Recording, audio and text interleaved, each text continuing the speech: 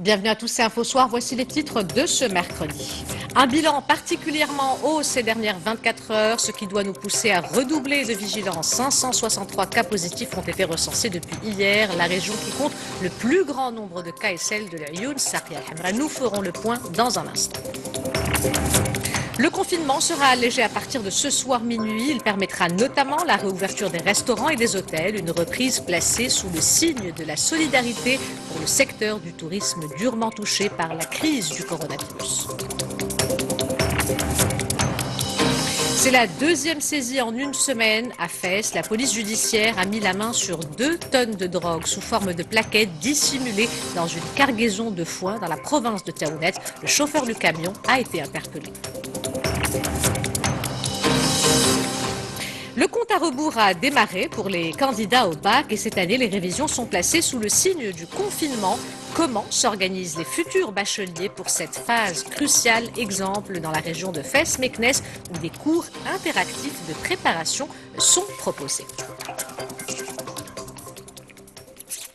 Madame, Monsieur, bonsoir. Avant de développer ces titres, cet échange téléphonique entre Sa Majesté le roi Mohamed VI et Sa Majesté le sultan de Oman, Haytham bin Tariq bin Taymour, une conversation lors de laquelle le sultan de Oman a exprimé au souverain ses meilleurs vœux de bonne santé et ses souhaits d'un prompt rétablissement à la suite de l'intervention que Sa Majesté le roi a subie avec succès dimanche 14 juin à la clinique du Palais Royal à Rabat.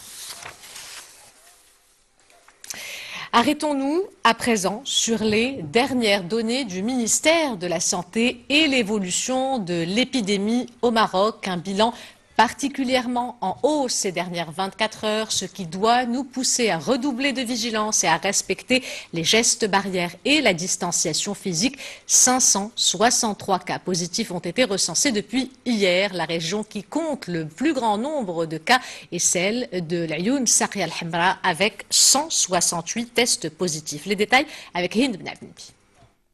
C'est la marque d'une hausse notable. 563 nouveaux cas confirmés de contamination Covid-19 ont été enregistrés dans le royaume entre hier 17h et aujourd'hui à la même heure, ce qui porte le nombre total de contaminations à 10 907 depuis le début de la pandémie.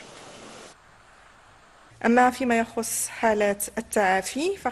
ce qui concerne les guérisons, 61 cas de rémission ont été enregistrés ces dernières 24 heures, soit un total de 8468 rémissions, ce qui porte le taux de guérison à 76,6%. Sur les 10 907 contaminations enregistrées depuis le début de la pandémie, 2223 cas sont encore actifs. Parmi eux, 17 patients sont dans un état grave, 10 dans la région de Marrakech-Safi, 4 dans la région de Tanger Tétouan Hoceima et 3 dans la région de Casablanca-Stade. Malheureusement, 2 nouveaux décès ont été enregistrés ces dernières 24 heures, ce qui porte le nombre total de décès liés au Covid-19 à 216 depuis le début de la pandémie, soit un taux de morbidité de 2%.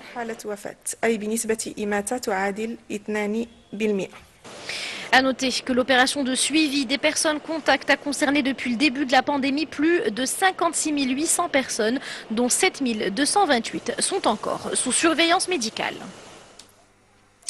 Et concernant la répartition géographique des cas découverts, je vous le disais, la région de l'Ayoun Sarria al-Hamra arrive en tête avec 168 cas. Vient ensuite la région de Tanger Tétouan Hoceima avec 145 cas, Rabat Salé Kenitra 112 cas, Casablanca Stade 99, Marrakech Safi 20, Fès Meknès 14, Bni Mellal Qnetra 4 et enfin Gulmim Ouednoun 1 cas. Les autres régions n'ont enregistré aucun cas d'infection. Et les chiffres enregistrés dans ces 8 régions doivent nous pousser à redoubler de vigilance et à respecter le protocole sanitaire. d'autant plus que nous nous apprêtons à entamer la deuxième phase d'allègement du confinement sanitaire. Vous le savez, à partir de ce soir, minuit, le processus de restriction sera allégé. Il permettra notamment la réouverture des restaurants et des hôtels, une reprise placée sous le signe de la solidarité et de l'espoir pour le secteur du tourisme durement touché par la crise du coronavirus. Reportage Al-Husseima de Fouad Azouzi et Mohamed Hidjoub. Le récit est de Mamadou Diaye. Désinfection et prise de température, ce sont là les premiers gestes à l'accueil dans cet établissement hôtelier à Al-Husseima. Des mesures sanitaires strictes y sont instaurées pour assurer un séjour des vacanciers sans risque de contamination au Covid-19. Notre priorité est la sécurité de nos clients quand ils arrivent chez nous. Nous avons mis en place un dispositif de prévention. Il y a le thermoflash, l'utilisation de gel hydroalcoolique. Nous avons formé également tout le personnel par rapport aux nouvelles dispositions sanitaires selon les recommandations du ministère de tutelle.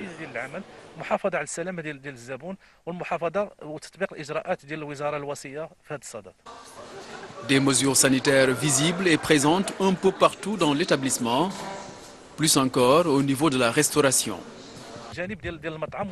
Concernant la restauration, nous utilisons des assiettes jetables, nous privilégions la livraison dans les chambres et nous n'exécutons que 50% de notre capacité. Après chaque enregistrement, nous passons à la désinfection de tout le matériel que nous utilisons. Le port du masque est également obligatoire pour tout le personnel. Faisant partie du top 5 des destinations touristiques les plus prisées du royaume, Al-Husseima se prépare ainsi à accueillir ses premiers visiteurs pour tenter de sauver une année estivale largement impactée par la pandémie du Covid-19. Relancer l'économie nationale fortement impactée par la crise sanitaire, la commission des investissements a approuvé ce mercredi devant le chef du gouvernement 45 projets qui permettront la création de plus de 8500 emplois directs et indirects pour une enveloppe globale estimée à 23,38 milliards de dirhams. La répartition des investissements par secteur montre que l'infrastructure énergétique et les énergies renouvelables occupent la première place, suivie du secteur des télécommunications, puis de l'industrie et du commerce. Le secteur du tourisme, dont nous venons de parler, occupe la première place en termes d'emploi avec un total de 1534 postes. C'est reparti pour un nouveau round. Le dialogue social a repris. Bien que fortement divisé, les partenaires sociaux devront trouver un compromis concernant plusieurs dossiers, notamment celui concernant la hausse du SMIC. Reportage Abdelhamid El-Mourabit et Youssef Lotfi. Le commentaire est de Hind Benabnibi. Depuis le début de la pandémie, le dialogue social était à son point mort. Il a repris aujourd'hui lors d'une rencontre tripartite qui a réuni syndicats, patronat, ministère de tutelle. Au cœur des débats, la situation des salariés en cette période de confinement sanitaire. Nous avons voulu nous réunir aujourd'hui pour écouter ce que le gouvernement a à dire, ce que le patronat a à dire et surtout pour qu'ils nous écoutent, nous, les centrales syndicales, car ce sont les travailleurs qui paient le plus lourd tribut à cette crise. En tête des critiques exprimées par les centrales syndicales, le fait de ne pas avoir été invité à participer à la gestion des effets de la pandémie de Covid-19 sur l'économie du royaume.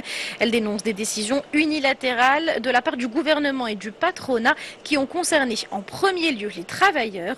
De son côté, l'exécutif souligne que l'heure est à la relance de l'économie. Nous espérons arriver très bientôt à un accord qui concerne la reprise du travail, le maintien des emplois, le retour des salariés de manière sécurisée, mais aussi la création de nouveaux emplois dans le but de relancer l'économie du royaume. Notre première préoccupation est le maintien des emplois, la sauvegarde des entreprises, car cela fait 6 mois que cette pandémie sévit et que le dialogue social était inexistant. Ce round de discussion aurait dû être organisé pendant le confinement, mais il reste bienvenu aujourd'hui. De nouveaux défis s'annoncent donc pour les partenaires sociaux, la relance de l'économie, la gestion des effets de la crise, mais également la reprise des dossiers en cours, notamment celui de la hausse du salaire minimum. Je vous propose à présent de revenir en images sur la cérémonie de réception des aides marocaines accordées aux Comores et à Madagascar hier, des lots composés de masques, de visières, de gel hydroalcoolique et de médicaments, une initiative royale qualifiée d'exemple de la solidarité interafricaine. Cette opération a pour objectif d'accompagner plusieurs pays du continent dans leurs efforts dans les différentes phases de gestion de la pandémie. Mamadou Diaye. La cargaison de l'aide médicale marocaine poursuit son chemin à travers le continent. Une aide bien accueillie par l'Union des Comores, pour qui le matériel médical destiné à mieux lutter contre le Covid-19 arrive à point nommé. Je voudrais remercier le roi Mohamed VI pour ce don de matériel qui va nous aider vraiment à lutter contre cette pandémie. C'est un don qui est venu au bon moment, au moment où on est en pleine lutte. Cette initiative de Sa Majesté le roi Mohamed VI, pas seulement envers les Comores, mais en direction de toute l'Afrique, confirme encore une fois ce que Sa Majesté a dit plus d'une fois concernant le renforcement des relations sud-sud. Autre destination, Madagascar, le pays a également réceptionné son lot de matériel médical. Selon les autorités malgaches, cela constitue une nouvelle preuve de la relation d'amitié et de coopération entre le Madagascar et le Royaume du Maroc. Je remercie Sa Majesté le roi Mohamed VI, que Dieu l'assiste, pour cette initiative d'assister, de donner des dons de médicaments, d'équipements médicaux à tous les frères africains. Et nous sommes particulièrement ravis que Sa Majesté a aussi pensé à Madagascar. Au nom de la Fondation Mohamed VI des oulémas de Madagascar et au nom du peuple malgache, nous remercions Sa Majesté le roi Mohamed VI et le peuple marocain pour cette initiative de solidarité humaine. Une initiative royale saluée un peu partout à travers le continent.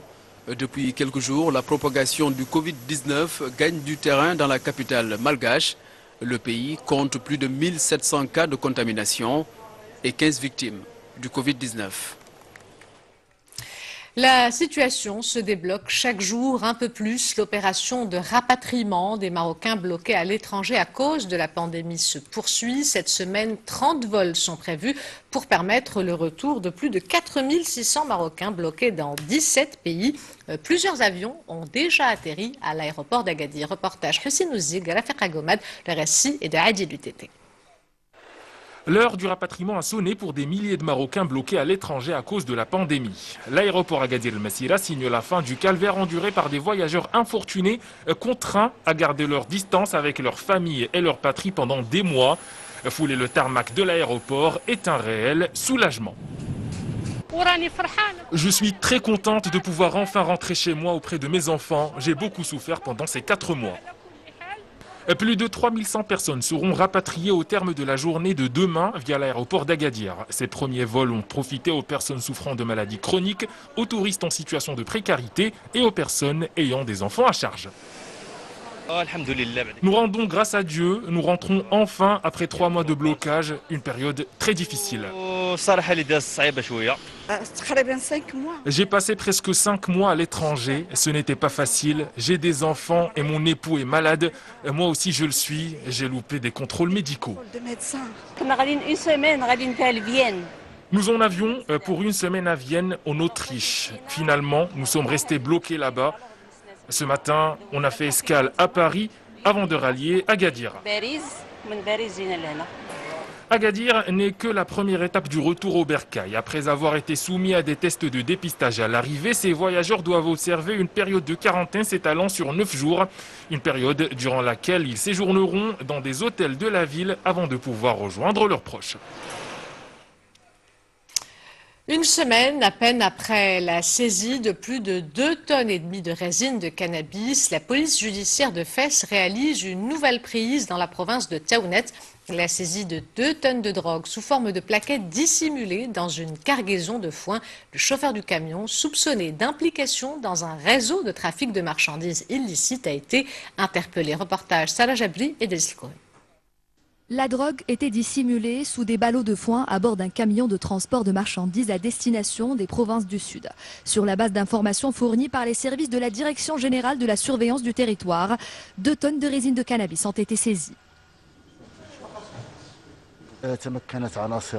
Le service préfectoral de la police judiciaire de Fès, sous la supervision du préfet de police, a mis en échec une opération de trafic de drogue en arrêtant un camion entre Qarit Ba Mohamed et Jorf el-Melha.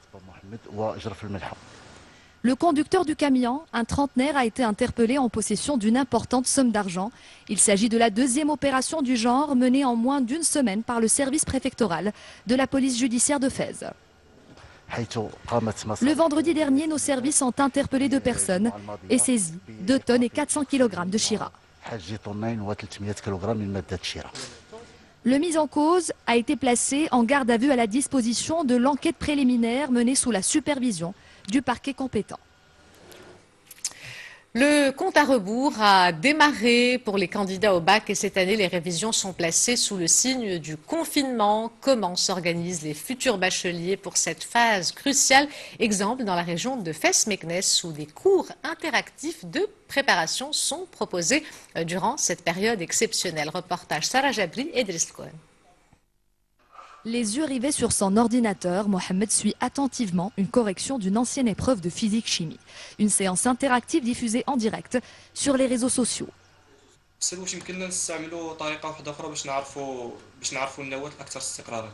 Pour ce candidat à l'examen du baccalauréat, la course contre la montre est lancée. Pendant cette période de confinement, communiquer à distance avec nos enseignants est l'unique solution pour pouvoir être à jour et se préparer comme il faut pour l'examen du baccalauréat. Et j'appelle tous les candidats à profiter de cette période pour bien réviser.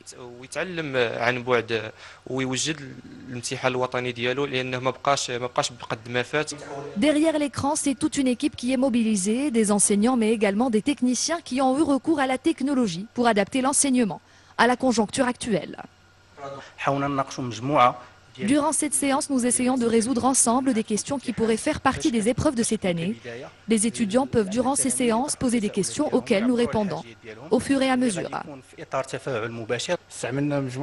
Nous avons eu recours à plusieurs techniques de partage de fichiers. Les élèves reçoivent les modèles des épreuves avant le début des séances pour garantir une certaine interactivité avec eux.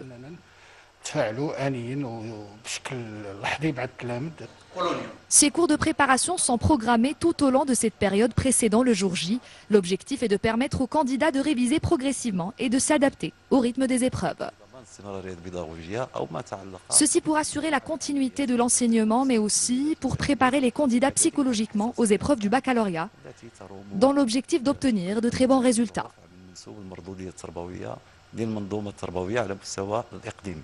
Ils sont 20 000 candidats à se préparer actuellement pour les examens du baccalauréat au niveau de la préfecture de Fès et 60 000 au niveau de la région Fès-Meknès. Nous terminons avec un tour d'horizon de l'actualité sportive à l'international et nous démarrons avec le Citizen Kun Agüero qui s'est fait opérer aujourd'hui suite à sa blessure au genou en début de semaine. Marwan Zrari. La joie du Manchester City n'a pas trop duré, malgré sa large victoire lundi sur Burnley. Et pour cause de la sortie de Kun Agüero sur blessure au genou gauche.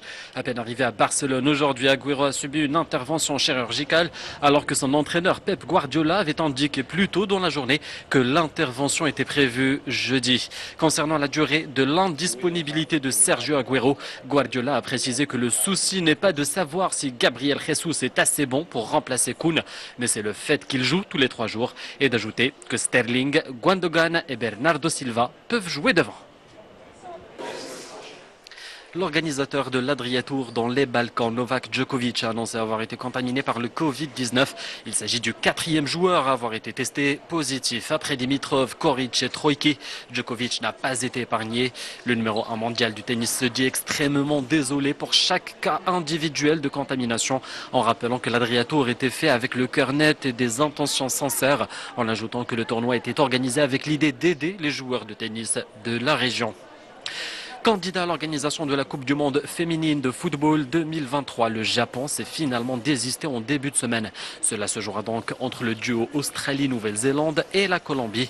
Le duo fait office de favori pour obtenir l'organisation du mondial, alors que la candidature colombienne a reçu la note la plus basse des 3 dossiers présentés. Le pays hôte sera donc désigné demain jeudi par la FIFA. Avant de nous quitter, je vous rappelle l'une des principales informations de ce journal, les dernières données du ministère de la Santé et l'évolution de l'épidémie au Maroc. Un bilan particulièrement en hausse ces dernières 24 heures, ce qui doit nous pousser à redoubler de vigilance et à respecter les gestes barrières et la distanciation physique, surtout que nous nous apprêtons dans quelques heures à entamer la 2e phase d'allègement du confinement sanitaire.